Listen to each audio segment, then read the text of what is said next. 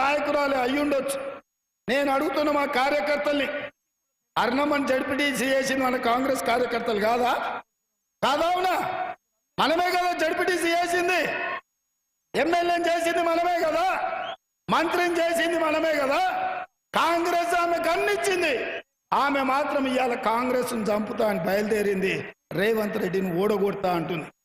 ఏం పంచాయతమ్మా ఆమెతో నాకు? రేవంత్ రెడ్డి పగబట్టిండు నా మీద అంటుంది. నేనెందుకు పగబట్టినమ్మా? అన్నిచ్చిన కాంగ్రెస్ ను ఓడగొట్టాలని నువ్వు పగబట్టినవు. పామోలే నువ్వు కాటేయాలని చూస్తున్నావు మా కాంగ్రెస్ కార్యకర్తల్ని. ఎన్ఎస్యూ అధ్యక్షుడిగా, యూత్ కాంగ్రెస్ అధ్యక్షుడిగా, ఎమ్మెల్యేగా, సిడబ్ల్యూసి మెంబర్గా, జాతీయ కార్యదర్శిగా వంశీచంద్ర రెడ్డి 3 రంగుల జెండా మోసి యుక్త వయసును మొత్తాన్ని పార్టీకి దారపోసి పనిచేసిండు. ఇవాళ యువకుని వంశీచంద్ర రెడ్డిని గెలిపించాల్సిన బాధ్యత నాది కాదా? పిసిసి అధ్యక్షుడిగా, ఈ రాష్ట్ర ముఖ్యమంత్రిగా ఒక కాంగ్రెస్ పార్టీ కార్యకర్తను ఇవాళ పార్లమెంటుకు పంపిస్తే కాంగ్రెస్ గౌరవం పెరుగుతుంది కదా. ఇదే కదా నా తాపత్రయము. బంగ్లా రాజకీయాలను, బంగ్లా చీకటి ఒప్పందాలను ఛేదించాలని ఇవాళ నేను ప్రయత్నం చేస్తున్నా.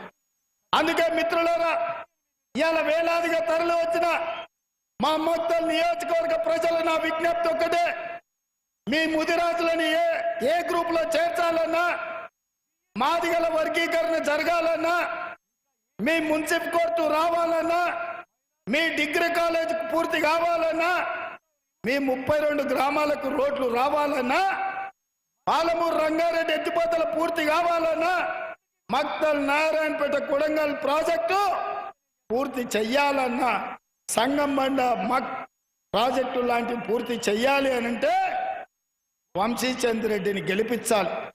వంశీచంద్ర రెడ్డి గెలిచినప్పుడే మీ బిడ్డగా ఈ మహబూబ్నగర్ లో, నాగర్ కర్నూలు మహబూబ్నగర్ గెలవకపోతే ఏమంటారే? రేవంత్ రెడ్డి సొంత ఊర్లోనే గెలవలే. పెద్దలు ఏమన్నారు? ఇంట్లో గెలిచి రచ్చ గెలవాలన్నారు.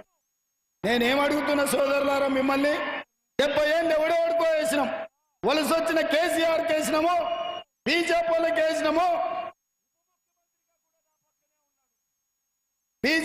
వేసినాము, ఎవడెవడికో ఓటు వేసినాం. ఇన్నిసార్లు మందికి వేసినాం. ఈసారి మనం వేసుకుందామని నేను అడుగుతున్నా. మన ఓటు మనం వేసుకుందాం, మన ఆత్మగౌరవాన్ని మనం నిలబెట్టుకుందాం, మన పాలమూరును మనం గెలిపించుకుందాం, మన పాలమూరును మనం అభివృద్ధి చేసుకుందాం. నేను వేరు మీరు వేరు కాదు, నేనే మీరు మీరే నేను, మీలో ఒకరిని, మీ బిడ్డను జడ్పీటీసీగా ఈ మొక్క నాటితే 17 ఏళ్లలో ఈ రాష్ట్రానికి ముఖ్యమంత్రి అయినా.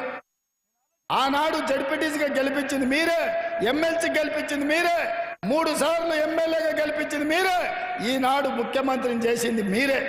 అందుకే ఇవాళ కూడా ఢిల్లీ నుంచి భుజం మీద గొడ్డలు పెట్టుకొని మీరు పెంచిన వృక్షాన్ని నరకాలని ఇవాళ ఢిల్లీ నుంచి నారాయణపేటకు వచ్చిండ్రు. నేను అడుగుతున్నా, వాళ్ళు ఆ నుంచి వచ్చి నరకాలనుకుంటే మీరు ఊరుకుంటారా మిత్రులారా? ఊరుకుంటారా? మన కళ్ళ ముందల, మన ఇంటి ముందల పెంచుకున్న మన వృక్షాన్ని, మనకు నీడనిచ్చే వృక్షాన్ని దారిన పోయేటోడు దానే ఎవడో పునాదులకు నరుకుతా అంటే మనం ఊరుకుంటామా? ఊరుకోడు ఉంటాడు, చీడ పురుగు ఊరిని ఖరాబ్ చేసేటోడు ఉంటాడు. అట్లనే అర్ణమ్మ కూడా ఈ జిల్లాలో, పాలమూరు జిల్లా ఒక తులసివనం అయితే గంజాయి మొక్కలాగా అర్ణమ్మలు ఎప్పుడు ఉంటారు. గంజాయి మొక్కల్ని ఏరేయాలి తప్ప మన జిల్లాను పాడు చేసుకోవద్దు. అందుకే మిత్రులారా, మీ అందరికీ నా విజ్ఞప్తి ఒకటే, ఈ ఎన్నికలు అయితేనే సర్పంచ్, ఎంపీటీసీ, జడ్పీటీసీ మండల ఎన్నికలు ఉన్నాయి. ఇవాళ బూతుల వారిగా కష్టపడే కార్యకర్తల్ని గుర్తుపెట్టుకొని వాళ్ళకు వార్డు మెంబర్లుగా, సర్పంచులుగా, ఎంపీటీసీలుగా, జడ్పీటీసీలుగా మీకు అవకాశాలు ఇచ్చి మిమ్మల్ని గెలిపించి ఎవరెవరైతే ఇవాళ బూతుల్లో మెజార్టీ తెస్తారో వాళ్ళకు రేపు స్థానిక సంస్థలలో అవకాశం ఇచ్చే విధంగా శ్రీహరికి రోజు నేను ఆదేశాలు ఇస్తున్నా. కష్టపడ్డోళ్ళకే